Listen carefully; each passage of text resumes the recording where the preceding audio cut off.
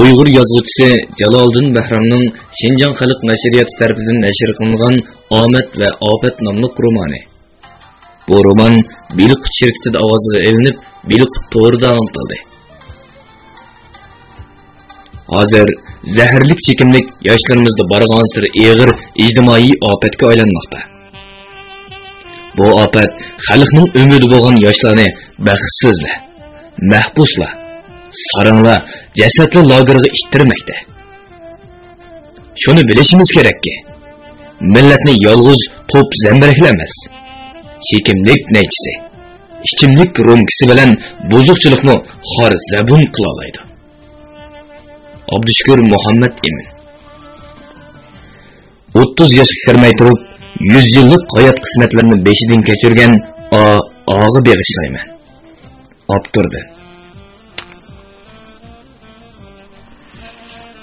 Emgek mulozimat shirkatining sayguyani Jabbor Hojim o'tganda yurtga borganda yoshlar binosining xo'jayini Obul Hasanga qadrdonni xilil datlab beribdi. O'ndani yonchiq uynalg'usini aşı mutham oldirdi deyish orqali javobgarlikdan o'zini qochiribdi. Biroq Obul Hasan uzun o'tmay qadrdon orqali yana 100 dona yonchiq uynalg'usini akaldirib, uni tugab ketibdi. Bu ishlardan xabar topgan Emgek mulozimat shirkatining direktori Abduz Emin Sayguyan Jabbor Hojimni tillab, eshakdan tushgandek qilib etibdi. Bo'libmi? Qani shuncha yil Sayguyanlik qilganlari kichik bolalikmi, detlari yo'qmi? Qachongacha kon kipishni kiyib, yeng bo'ldi mangdilar degan tanbihlardan yerga kirib ketgidek bo'lgan Jabbor Hojim necha kungacha beshlik qadrimlayla qoldi.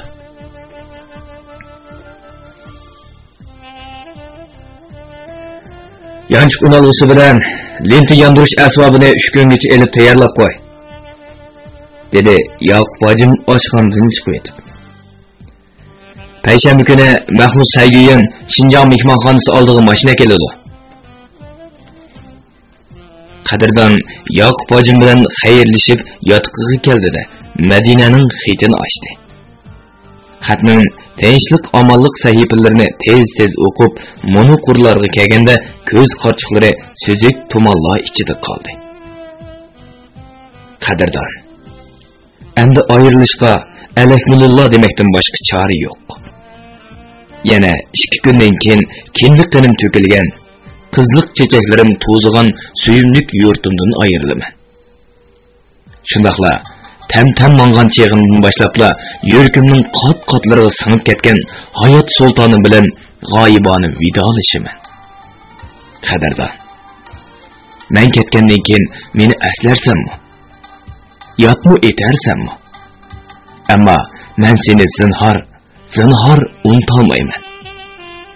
Seni aslash, seg'inish, sening xiyoling bilan yashash mening umr musofamdagi hayot mezonimdir. Sen ishonma, men mustaqil yashay oladigan iqtidorga ega bo'lgan kunimdan boshlab vatanga qaytish, seni izlab tepish qasmim bo'lib qoladi. Qadrdon xatning davomini ko'rolmay qoldi.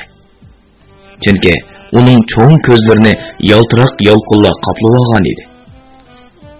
Uning bo'choqchi bo'lgan yaltiyib qola, ma'lumay qolsa ajab emas degandek umidlari ko'pikka aylangan edi. Mana endi tunji muhabbat uning yuragida mangu o'chmas dog' qoldirdi. Qadrdon Ertesi Şinjan mehmonxonasi direktoridan yarim kunlik ruxsat edib, elektr saymonlari top setish markaziga berib, 5000 so'mlik yonchiq uynalg'usi ham lenti yondirish asboblarini elib, qo'toma sandiqlarga qochirib, chin chaplagandan keyin yana shu do'konga omonat qoldirdi. Noylik So'l kooperativining sayguyani Mahmud payshanba kuni atigandala yuk besilgan Ozod markalik bir mashinani elib keldi. Qadrdon Noylik So'l kooperativining Urumchida turishlik sayguyani Mahmud to'g'riliq xili ko'p yaxshi gaplarni anglagan bo'lsa-mu, uning ko'rishishi birinchi qitimliq edi. Darvaqa o'ttir bo'y basti to'lgan Qarroq kelgan bu odamning ko'zlaridan bir xil ishonch ham jasurlik chiqib turadi. Ular kabinkada o'ltirib, elektr saymonlari markaziga birga ketishdi. Anlayotganlar Belik Tordan anlatılayotgan ovozliq asarlar sahifasi. 4-bob. Har qanday tomoq turi va 32 xil qo'rimi qo'rishni to'liq o'rgangan qadrdan 6 oylik o'qishni 5 oy 10 kunda oyoqlashtirib yurtiga qaytdi. Uni Elimjon, Nurmat, G'ayrat Jangdo, Ayso Xenanjir, Abay gitarlar janubiy qatnash bekitida uzitib qo'ydi. Biroq qadrdan uchun egiz binolar, zavod fabrikalar bilan bejalgan shahar yezilar, oddiy dehqon uylari uzilmay o'tib turadigan mehr issiq kanitlar, qoqshal bog'lar, cheksiz qumluq, cho'l jaziralar, giyoh unmas taqir tog'lar, qizil yo'lg'in qoplagan dalalar ara bosgan 28 soat yo'l go'yo ko'zni yumib ochquchi bo'lgan musofirdak bilinib qoldi. Chunki bu o't yurak baloni farishta ona bishorat qilgan qismatlar saqlayotgandek, o'zining qabohatlik qo'yniga chapsonlaroq yetib kelishini tilayotgandek, qadrdonni xiyol to'rlariga chirmab qo'ygan edi. Ras, qadrdongo oshpazlikni xo'yni obdan qetir qilib o'rgandi. Osh taom, qo'rimilarni haqdodiga yetkazib qilib, boshqalarni tong qoldira oladi. Lekin bu kasb jahonga talpinayotgan bir o't yurak uchun xuddi tugini o'chimda sug'organdek bir ish bo'lib qolmadi. Duldul qandoqmi qo'tir eshaklar o'qirg'i ko'nalisin. Rasla qadrdonning taqdiri o'choq beshiga bog'lanib qoladimi? Uning yosh umri cho'mish bilan sopliq tutib, qozonga talmurish bilan o'sa, bu qandoq bo'ladi? Yo'q. Bu xiyollar xuddi osmonga mix qoqqandek to'limi bema'ni bo'lib qoldi. Oddiy bir ko'ch supurgichi yoki ko'mir sotquchi, adnasi yo'ndi ko'chaklarni ravonlashtiruvchi ishchilar cheg'ida o'zlarining oddiy amgiki bilan avomni xush qiladi. Aromiga arom beg'ishlaydi. Turmushiga xotirjamlik, ko'ngliga taskinlik ato qiladi. Mana bu mehribonlikqa tava muhabbatdir. Ular bu muhabbatni ato qilgan ekan, xalqni ularni ko'ngildan suyunib aslaydi, madihlaydi, baxt omad tilaydi. Endi bu dunyo g'amxonasiga 4 kunlik mehmon bo'lib kelgan bandasi uchun buningdan ortiq oliy mukofot bo'lmasi kerak. Bu cheksiz koinotda na odam va yoki maxluqot g'amin yemay, alimiga ham qon bo'lmay, hatto u ketib qopti deb ich og'irtib qo'ymaydigan. Qisqasi, ana shundoq chivindek qadrsiz ketadiganlarmi ozmi? Shundoq ekan, qadrdan o'rgangan ashu kasb orqali elga naf bera oladigan, elning roziligini ola oladigan. Uning ustiga Emgek Mulozimat shirkatining bosh direktori Obliz Emin, Yoshlar binosining direktori Qutulgul Hasanli qadrdonni zo'r umidlar bilan avatgan tursa, shularning og'ziga qarmay bo'lamdi. Qani, bir mazgil ishlagach, bir qanchilg'an shogirdlarni tarbiyalab, izbosarlarni yetishtirsa bo'ladi-ku. Ondan keyin charxi palak nalarga etib, nalarga uchirsa taqdir peshonasi. Ya qaynandir, ya sayramdan chiqar. Qadrdon umid va umidsizlik, chotliq ham ko'ngilsizlik aralashib ketgan xiyollar bilan Noylik partikum oilaliklar qo'rosidagi uyiga keldi. Xayrigul uningga esilib shapildab so'zlaydi. Abbas, bah, texmi egizab ketibsan, deb do'lusiz urdi. Ochsi Gulnur, Urumchining havosi yiqibdi, oqirib samirib qopti, deb inisining qomatlik gavdasini zo'qlandi.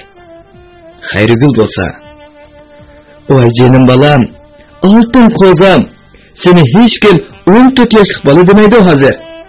Sana tumar esib qo'ysam bo'g'dak", deb qadrdonning bosh ko'zini silab to'ymay qarab ketdi. Qadrdon Әтісі pakiz yuyunib, rətlik giyinib sirtqi chiqdi. O darvoza oldi to'xtab, go'yo qadrdon deb birovlar yugurib chiqadigandek daraxt daldillarga talmirib qaradi. Ras. Bultur 9-oyning 27-kuni Madina uni Mashhadda saqlagan edi. İkisi ko'ylum bog'chisiga, ondan Tambog' bo'jaliqiga berib muңdashgan. Vaqt nima degan tez o'tgan a? Mana shuningmi yarim yil bo'lib qopti. Gerçi mart oylarining o'ttirlari bo'lsa-mu, yanala atsi oqshimi bo'y qo'rg'idek sovuq edi. Qadrdon g'ozpiyi Adidas chapunining tugma siyirtmalarini etib, yoshlar binosiga keldi. O ikkinchi qavatdagi Obul Hasanning ishxonasini bo'sharoq chekishi. Kirim degan ovoz keldi. Qadrdon ishxonaga kirdi. Bosh ko'tarmay nimadir yozayotgan Obul Hasan qaramaydi. "Ha, biror ishingiz bormi?" deb so'rashi. Qadrdon "Xotin olmoqchi edim, qizil qog'oz kesib bersangiz" deyishi. Obul Hasan g'azab bilan o'rnidan turib ketib, bir daqiqa qetib qoldi-da, ondan varqirib etdi. "Oy, Qadrdon!" Obul Hasan quchqini kang echib kelgunicha uni quchoqlab oldi. "Hey kasopa, xabar qilib qo'ysan bunda, ha? Qachon kelding?" "Tunugun kech qaytib keldi." "O'qishni tugatib keldingmi?" "Hisoblab boqsangiz chiqdi. Mana mening o'qish tamomlash rasmiyatlari." Qadrdon chapinning yonchuqidan o'qish tamomlash isboti hamda nazariya va amaliyotdan ilingan sinab, xulosa, baholash kinishkisi jadvallarni ustalga qo'ydi. Obul Hasan xanzocha va uyg'urcha yoziqlarga qarab ketib, tomoqini chaqildatganicha beshini bir haza gildinglatdi. "Restoranimizda texnikasi yo'qri, sistemlik o'qigan biror ustam yo'q edi", dedi Obul Hasan olqonlarini ishqilib. "Endi bu kavak to'ldi. Qachon ishga tushay deyapsa?" "Direktor oliylarining og'ziga qaraymiz-da." "Hay, direktor oliylari degichiligi yo'q." Obul Hasan uxtartib qo'ydi.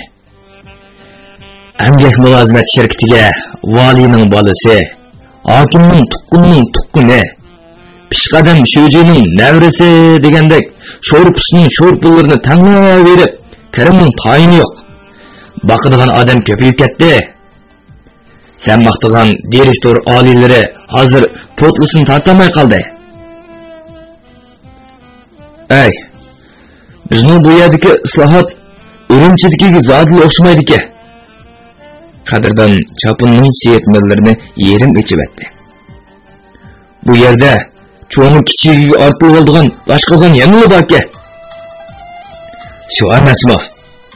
Bilyard, shaxmat, badan go'zallashtirish, tansi o'g'irish bilimlariga odatda kasbiy xodimdan birini yetadi."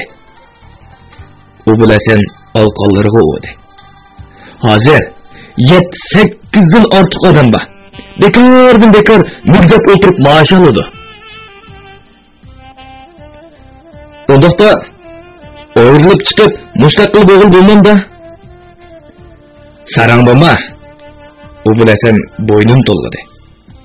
"U chog'da odamlarni kommunizmga o'zing apa deb emgak mulozimat shirkatining dumbisiga ortib qo'ysak, apash qilaman. Bilib qo'y. Bu yerda boshliqning degani qonun. Boshliq pırtdedi usurib qo'ysimi, matchpingacha qo'limizni chekimizga ilib ketib turadigan gap." "Obul Hasanka, to'g'ri deysiz." Qadrdon beshini chayqadi. "Yurtimizda amal tadqiqot universiteti desa xato bo'lmaydi ekan. Har qanday amal qonundan ustun turdi ekan. Men Urumchilik savodoshlarim bilan ko'p suhbatlarda bunday bo'ldim. Ham amaliyotni ko'rdim. Ular har qanday katta amaldor bo'lsa-mu, cho'ng bo'lsa aka, kichik bo'lsa ini, tang bo'lsa ismini ataverdi ekan. Lekin bu yerda amalni qo'shib chaqirmasa xafa bo'ladi. Bu nima degan onsizlik?" "Hay, bizda qulluq eg'ir uka. bu qulluq ideya amaldorlarning imtiyoz kaltikini ilohlaştırib etgan. Bo'lmasa merkez kadrlarning istilini yaxshilash to'g'riliq davomliq hujjat, material tushirib, partiya maktablariga avatib, o'rganishlarni uyushtirib turdi. Bo'ldi uka. Bu gaplarni qilishmayli. Yurtdan chiqib ketgan bolalar bilan ko'rishmaymi? Alayli.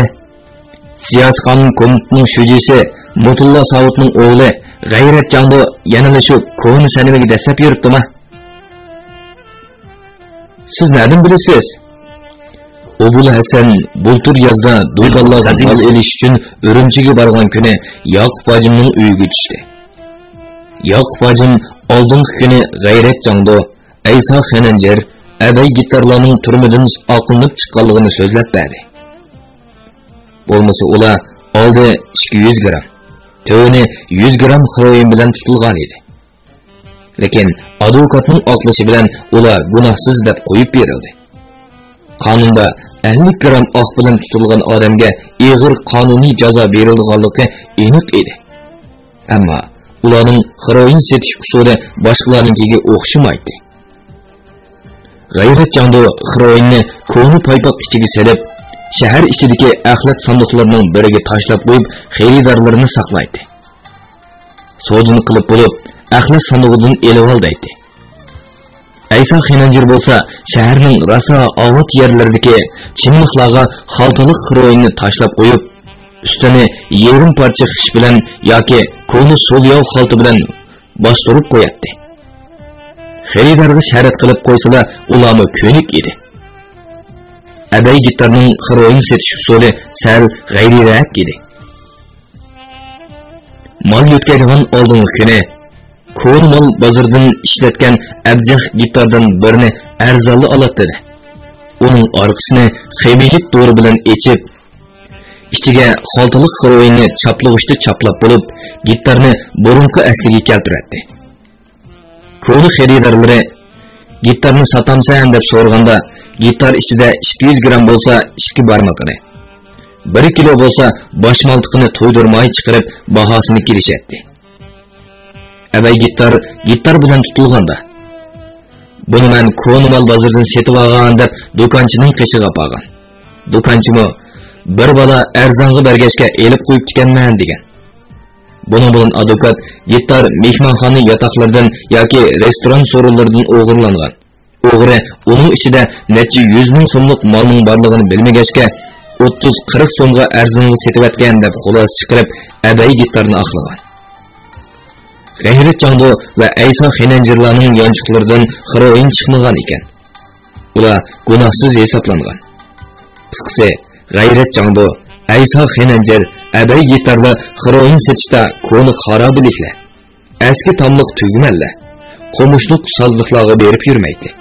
Ular ashundaq shaharning engovat ko'chalarida baxaramon yurib heroin sotalaydi. Poh, nima degan hilgar nima bu? Dedi Qadirdan hayron bo'lib. Aslida siz Ayso Xananjar, Abay gitarlarni burunni tuniyotgansizda. Hay, Ayso Xananjar, Gomada bir muavin hokimning o'g'li. U bilan ustalga chekib qo'ydi. Abay gitar bo'lsa, Chiranaylik doimiy komitet boshlig'ining o'g'li. G'ayrat Jandomi nahiyimizdagi siyosiy qonun komiteti shujisining o'g'li. Qisqasi, hozir yomon yo'lga kirib ketayotganlarning to'lariqi amaldorlarning bolalari. Ular parang bilan bo'lib ketib, tush bo'lib qolganligini bilmay qilishdi. Obul Hasan Qadrdonni uyiga olib ketmoqchi bo'lib edi, u o'zira aytib unimidi. Obul Hasan kelishib qo'ygan plan bo'yicha ertasi atigan Qadrdonni restoran xodimlari oldida kasb ahli, qo'rum qurish mutaxassisi, restoranning muavin boshlig'i deb tanishtirdi. Restoran xodimlari ichidagi sal to'xtaganlari "Tova, tikishmagan so'ng'u bu" deyishib qalblarini o'rishdi. Tuxumning ichida cho'kildatgan bir cho'ja bizga boshliq bo'lib qolganmikan degan. Zaman oxir bo'ldimi nima? Deyishib masxarlik kulishganlarmi bo'ldi. Shundaqdimi Qadirdan parvoyi palak holda o'z ishiga kirishib ketdi. ammo uning ko'zini yumib turib, ko'ktatning turi bo'yicha yog'zi chiqarib to'g'rash usuli. Qo'rimi qo'rg'andiki, qo'rimi xo'rishlarini tangshishlari. Qo'rimini o't oldirib, tan kirgizish planlari oshxonaning yosh xodimlarini hayratga qoldirdi bo'g'ay. Ular kundi ishdan tushganda qadrdonning orqasiga kirib olib, hunar o'g'irlaydigan bo'ldi. Qadrdonmi hech qanday mahfiyatlik saqlamay, qo'rsqida ba o'mashning hammasini chiqarib, astoydil o'gatdi. Keyincha cho'nglarni uning qarazsiz, oq ko'ngilligidan ta'sirlanib bo'g'ay, kundan kunga yaqinlashib, ilmiy usulda qo'rimi qo'rish usullarini o'rganishga kirishib ketdi. Aradan 3 oy o'tmayla ular qadrdonni restoran boshlig'iga o'zlari saylashdi. Oylar o'tgan sari qadrdonning o'z kasbidan, shundaqla oshxona xizmatidan ro'yi yenib, kundan kunga sovib ketdi. Uning o'rganganlari ishlanmay bir yo'lda ko'mildi. Oliy material talab qiladigan 30 necha xil qo'rimini hech kim talab qilib boqmadi. Qurbon hayit, bayram, xotir kun, to'y ma'rikalardimi yo'qorsa 130 so'mdan 150 so'mgacha. Bo'lmasa 80 so'mdan 90 so'mlik ustallarni buyurtadi. Bumi yanada shalong edi. Qisqasi, turmush saviya o'lchimi uning o'rganganlarining ta'rif etib, ruhini tushiribdi. Bu ay bu kunlarda uning chiroyi echilmaydigan, kamsiz, kamdidor bo'lib, fursat topsalar madaniyat yurtining beg'i yoki ko'llun bog'chiga berib, may oylarining tabiat husnidan huzur elib, qorong'u tushguncha o'ltirardi. Bir kuni Obul Hasan uni izlab tepib, restoran zalidagi o'rindiqqa kelib o'ltirishdi.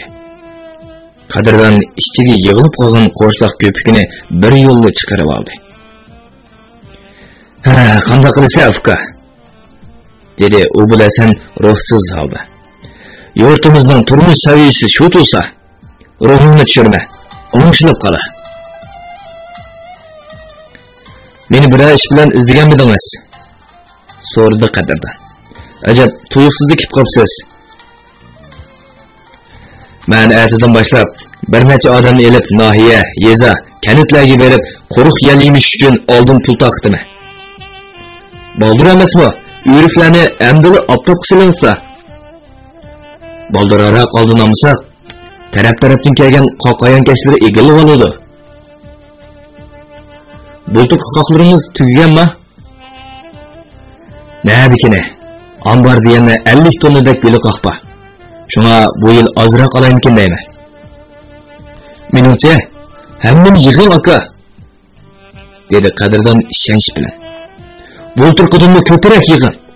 Qoqdan nurgun pul yig'ib olishga ko'zim yetadi. Nima maling bor? Men Elimjon, Nurmatlar bilan qaytadigan chog'imda so'zlashdim. Ular maydisi burdi.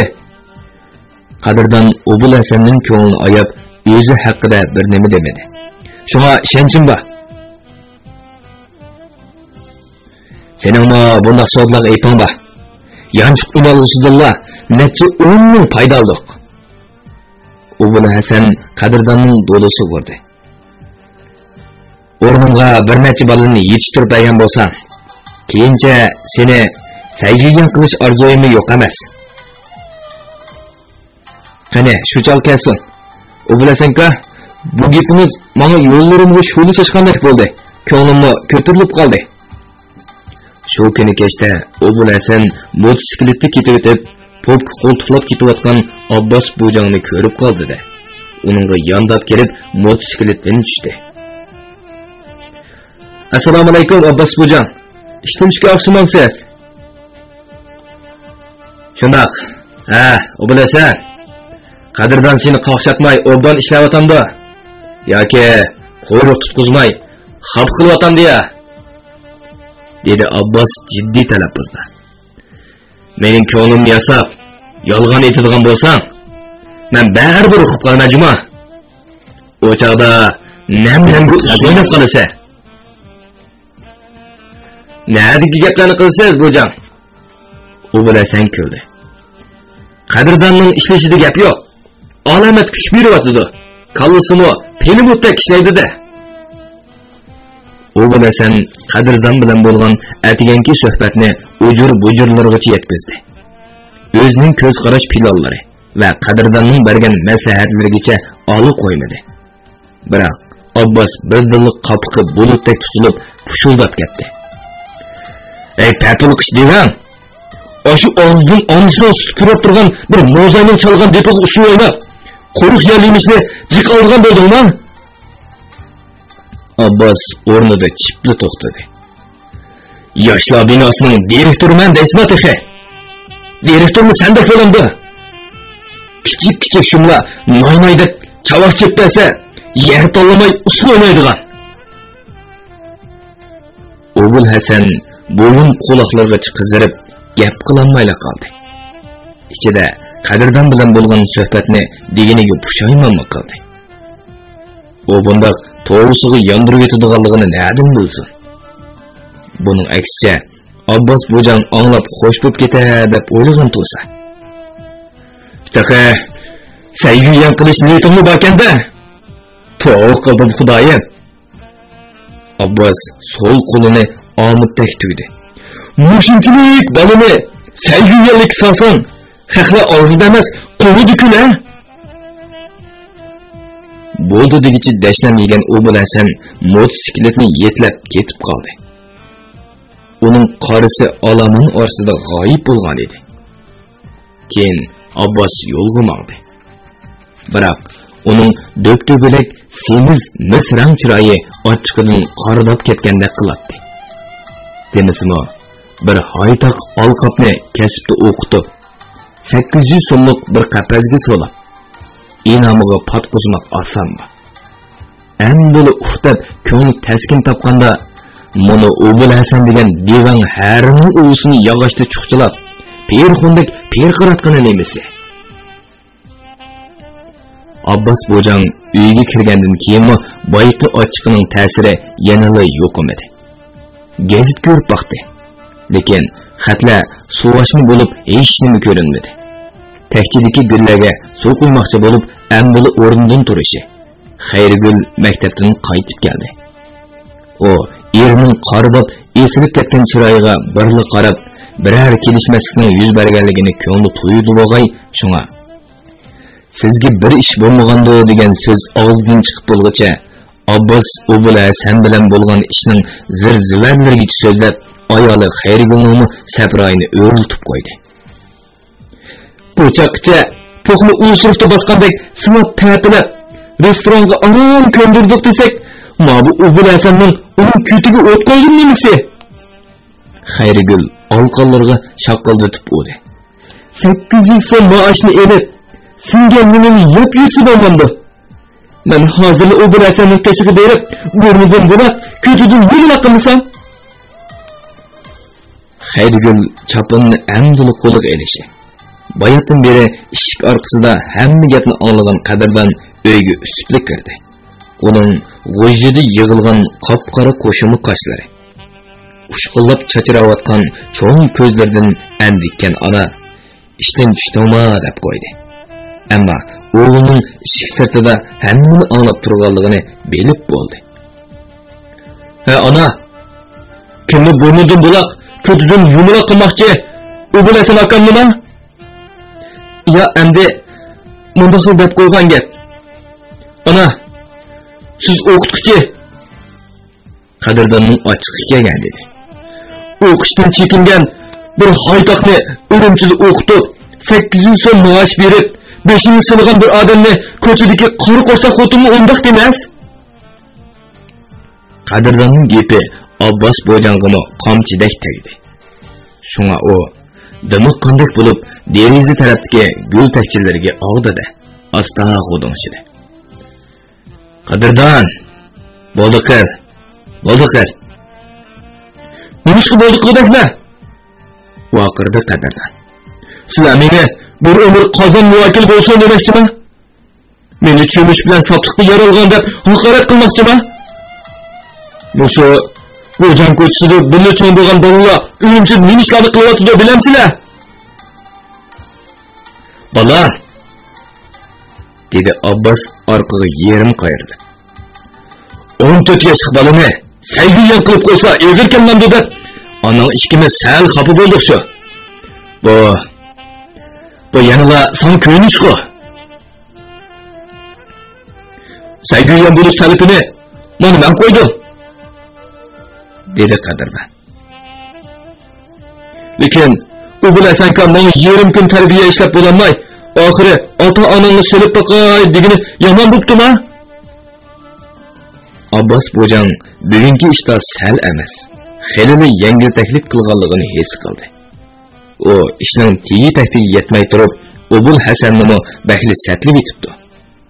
Qo'l ostida jon ko'ydirib, jafo tortib ishlayotgan bir xodimga neri berisini so'rish qilmayla qo'pollik qilish bir rahbariy kadrning istilimi.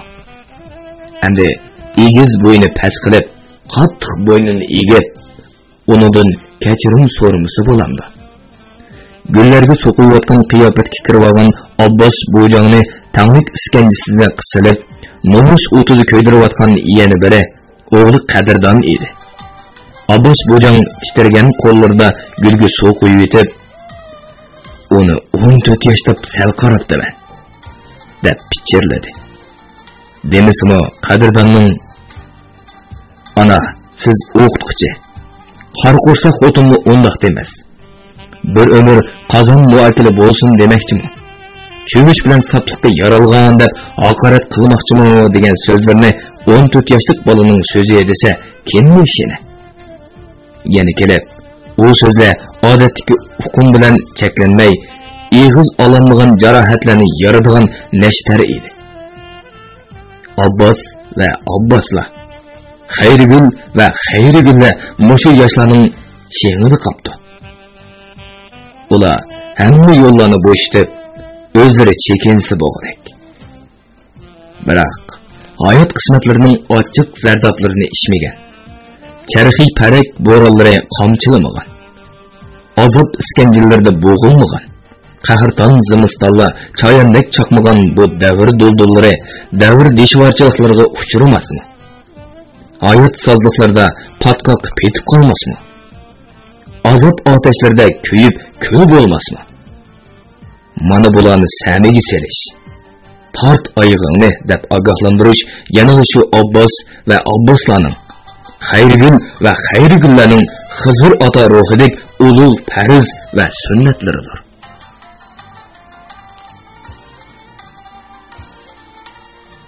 Bo'ldi bola. Bundan keyin taqdir iqbolingga o'zing ega bo'l. Men ham onang sana qarshili bo'lmaymiz. Ammo hushyor bo'l. Hayotlik yo'li sen o'ylagandek ko'p tuz emas. Odam tasavvur qilolmagandek qabohatli tush ilkiga mahkum bo'ladigan chog'larmi bo'ladi? O'lay deb o'ylanmaydigan, biroq azobing tugamaydigan, to'raygunimga olamcha pushaymonlar yeydigan hayot qismatlari qaror topadigan kunlarmi bo'ladi? Abbas birdinni qerib, meshchiyib qolgandek sal engishgan peti ishkarki uyga kirib ketdi. Uning orqasidan Xayrigulmi o'ntinsiz mangdi. Mangdi-yu, o'g'liga qarabmi qo'ymadi. Ularning bu holati bo'libmi Abbosning besh tushgan, o'zi engishgan holati Qadrdonning o'pkisini o'rlatib, ko'zlarini yoshga to'ldirdi. "Dada, ona!" pichirladi Qadrdon yoshlari to'kilgan holda. "Meni kechir ona. Sizlarni ranjitkim yo'q edi. Biroq zo'rlab sirtdan eringanmi? Yoki farishta onaning beshoratidagi fojialar meni chaqiryotganda ishqib ko'nglim sirtni tortib turdi." Qadrdon 10 kundek uyga kelmadi. O ota-onasining chiroyiga qarashga petini olmadi. Kech-kechlab o'ziga savol so'roqlarni yog'dirib etdi. Ammo o'zidan ayib topolmadi. Shunga 10 kuni kechasi Obul Hasanning uyiga bordi. Ular ishkarki kichik dam elish uyda birer soatdek mo'lashdi. Abbas Bojan ishxonaga kirib kechirim so'raydi, dedi Obul Hasan qizarib. Yerga kirib ketgidek bo'ldi. Ahvoldan qaraganda hamma gunohni o'zingga yuklagan o'xshaysa. Amaliyotda shundaq-ku. Qadrdonning ovozi g'arang-g'urung chiqdi. U bilasanku, yangi guruqisining omborga kirim qilinishiga yana 2 haftadak bor ekan. Shunga bulturqi qoq bo'lsin mayli. Ko'niqoq ozroqli nam tatib qolsa, uruqtisi bilan go'shi ayrilib, michildab qoladi, dedi Obul Hasan. Ondan uzun o'tmayla ko'kirib sesiydi.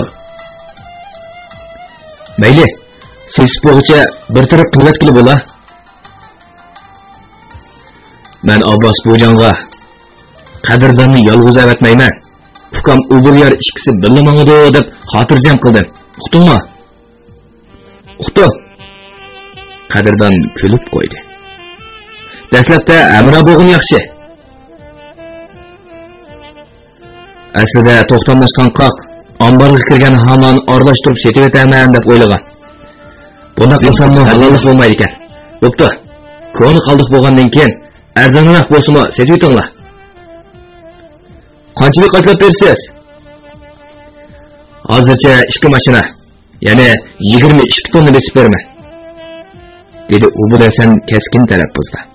Bu qatam yaqinroq bo'lgan ko'rla Lopnurga apirsilar. Bo'ltirman 3 mashina apirib, bir kunning ichida setib etgan. Lopnur ochliq punktidagi Hamus Zanjonni topsanglar, molni tushiradigan ombor beradi. Qachon yo'lga chiqalaymiz? Emgak mulozimat shirkatining mashinalari vazifa bilan bo'z yerga ketmagan bo'lsalar, o'g'illikka yo'lga chiqa olaysizlar. Undaqda bir kun tozlig'ini qilib, tayyorliklarimni bitirib olsam bo'g'dak. Ukam Ubulyar muvafiq pishmagan xon bola. Oldinroq ko'z quloq bo'lsa, ha? Xotirjam bo'ling Obul Hasanka. Sen degan Urumchida yarim yildak turib pishib qolgan. Ammo bu qatimki tijorat sen uchun bir sinoq. Mush sinoqdan o'ta olasan, bundan keyingi yo'llaring ravon bo'ladi. Buni esingdan chiqarma. Yakshanba kuni Sharq Shamil markali 2 mashinaga qoq besilib tayyor qilingan bo'lsa-mu, shoferlar kun yong'andaroq yo'lga chiqishni qaror qilishdi. Shunga 12 kundan beri yoshlar binosi mehmonxonasining yotiqida yetayotgan qadrdan ota-onasi bilan xo'shish uchun Noylik Patkum oyliklar qo'rosiga keldi. U Seriq Samba, Toji Xo'ras, Pilpil, Go'zuban, O'rus gullari ho'ppida ichilib ketgan ho'ylisiga ayminib kina kirdi. Mana, tol bo'stondagi o'zimlarni chekilib qopti. Turibla qadrdonning ko'zlaridan yosh agidi. To'g'rilib cho'ng bo'lgan bu qo'roga ko'zi qiymay vatandi. Ming jafodi beqib, shu demaklik qilgan ota-onasini ranjitib qo'yganligidan ichib pig'on bilan o'rtilib vatandi. Yoki farishta ona beshoratidagi shung taqdiriga tunji bo'lib qadam olganligidan yuragi alam bilan nola qilib vatandi.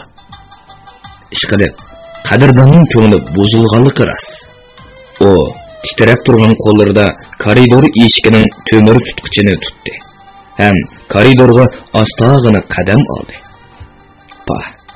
Ota-onasining tonish puraqlari, yo'q, jannat hidlari dimog'lariga urildi. Bu chog'da uning ko'zlari yana lep-malib suzuk yoshlarga to'ldi. Darvoza eshiklar ochiq, biroq uyda hech kim yo'q edi. Mehmonxona, hujurlarning eshiklari tuz qulib bo'lg'achqa, ichida odamlar yo'qligini belgili bo'lmaydi. Qadrdon ota-onasining hujurasi eshigi oldida tizilib o'tirdi. Beshi maydasiga egildi. Dada, ona.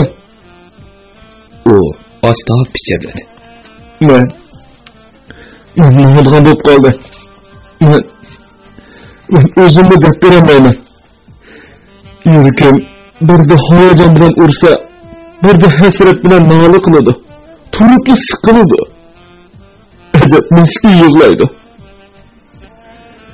Tehe buni idimga deb shivirlaydi. Bilmadim. Mana Şun yollarım, şun kısmetlerim tamam arpırıp taşlandı. Bulmadı. Baskan kademlerimden gülgünçüle öğrendi. Veya ki tiken zazazla. Turupla ata-anamni zor yig'latib, qaysi bir erish ovozi yetami deb o'zimdan so'rayman. Biroq yurkim, bu sening mayling emas deb meni razlaydi. Qadrdonning cho'ng ko'zlaridan aldirab tushayotgan yo'g'on yosh tomchilari soqolsiz yumron yuzlarini yuyib, eniklaridan maydalariga tomchilamoqda edi. Yanimda da senin beşini sılığın oğulların hararetli kuyaş idi. Köyümçen ama senin bağrın benim için misli bir cennet idi. Ben aşı kuyaşni, aşı cenneti taşlap gidiyotamın. Beni şeytan erip gidiyotamdı, ya ki kısmetlerim çınlayotamdı, bu bana karandı. Belki vücudumdaki balılık, memnunluklarım, kızıkışlarım, meni vesvasiga serib quturtayotgandi. Sizlar meni kechiringlar. O'zimning sho'ri o'zimga. Xo'sh dada, xo'sh ana, o'zinglarni asranglar. Sizlarni bir Allohga topshirdim. Shu kuni soat 5larda O'g'il Hasan Qarqosh yo'lida ikki mashinani uzitib qo'ydi. Orqadagi mashinaning kabinetasida O'g'il yar. Oldidikisida Qadrdon bor edi. Tunji qatim sinoq sayg'iylikka qadam olgan shu kuni u 15 yoshdan 4 oy 5 kun oshgan edi. Qadrdon hozir barliq g'am andishalardan xoli. Safar hayojini uni shodlantirmoqda edi. Mashalla aynak betidek tüptüz asfalt yo'lda xuddi kirishdan ajralgan yo o'qidek chopmoqda. Yo'llar, dal-daraxt, stolbular go'yo dahshatlik yer tavrashdan og'dirilayotgandek orqasiga yiqilmoqda. Shoxning shapildigan, motorning bir xilda gurildigan ovozidan omad, ofat, omad, ofat, omad, ofat degandek sado anglangandek qiladi. Qadrdon ig'ir xo'rsindi. Belqut shirkatida ovozlanib, Belqut to'g'rida anglatilayotgan Uyg'ur yozuvchisi Jaloliddin Bahramning Shinjon xalq nashriyati tomonidan nashr qilingan Omad va Ofat nomli romanini bugun bu yerga chaqirdik. Davomini atidagi anglitishimizda davomli anglitamiz. Bu roman Shinjonning har qaysi joylaridagi Shinxua kitobxonalarida sotildi. Do'stlarning setib olib, saqlab qo'yishni tavsiya qilamiz.